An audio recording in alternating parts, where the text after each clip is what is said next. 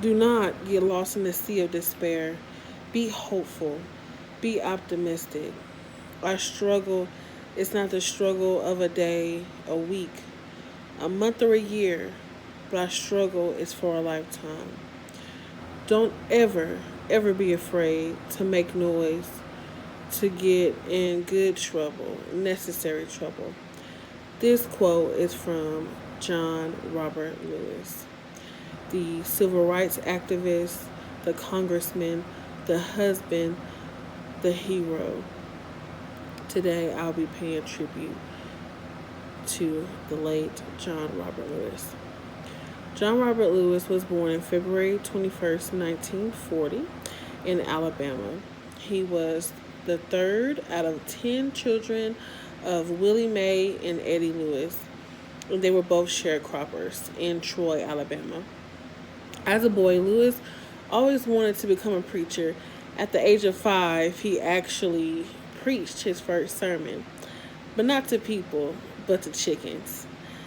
In 1955, he heard Martin Luther King Jr. for the first time and got inspired. He was intrigued by his words and about the passion of civil rights. And when he was 15, he met Rosa Parks, and when he was 18, he met Martin Luther King Jr. How exciting is that? I couldn't imagine being in that era and meeting someone so vital and so crucial during that time. Lewis graduated from American Baptist Theological Seminary in Nashville, Tennessee. Then he was ordained as a um, Baptist minister. Then he received his bachelor's in religion and philosophy at Fisk University. From that point on, he met his late wife, Lillian Miles, which they married in 1968.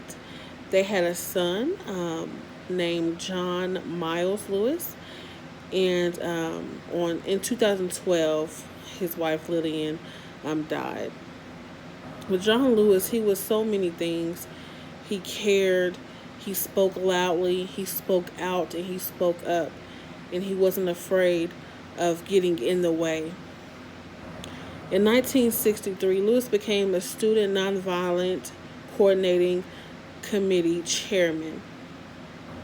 And to me, that really just made me look at the era now and how many people who want to be in this position or who wants to be inspirational and influential, but all we see is social media influences, and we don't really see those type of things. And that he was also a part of the freedom riders and being arrested and being beaten and being abused just for a cause, and a cause that he fought up until the day that he died was truly inspirational.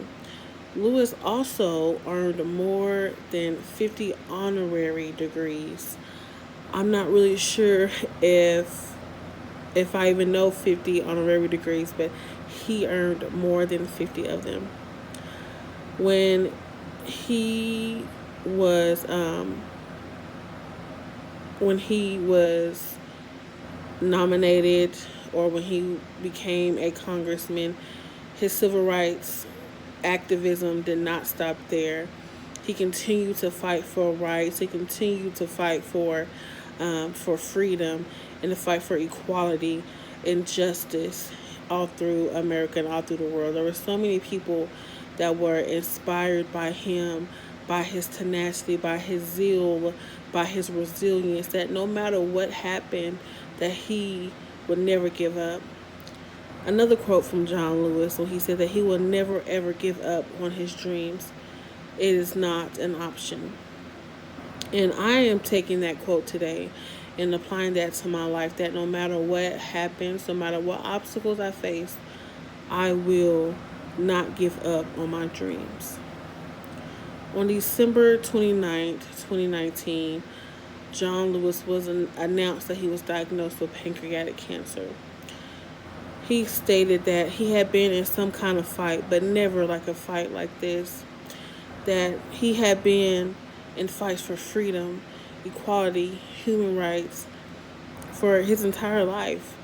And this is a fight that he's never fought before.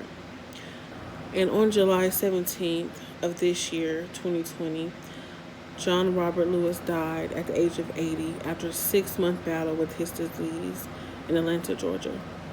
And even after his death, he still was making history, still making a movement, that the board of the Fairfax County Public Schools announced that Robert E. Lee High School in Springfield, Virginia would be renamed to John R. Lewis High School. After reading and researching John Lewis's life, I became inspired. I became provoked to know that even during this time, I can still make a change. He fought for voters' rights. He fought for civil rights. He fought for equality. He fought for transportation equality. And he accomplished something to that magnitude. And he never gave up, no matter what it was, no matter what happened. And I am truly inspired, and I will take what I've learned from John Lewis and his speeches and his words of passion that he put towards civil rights and towards the people of America, and I will do something positive with them. I will make the necessary noise. I will find a way to get in the way. I will do all of those things. I will be nonviolent. I will fight for my brother, my sister, and I will do it with love, with peace, and with kindness. Thank you, John R. Lewis.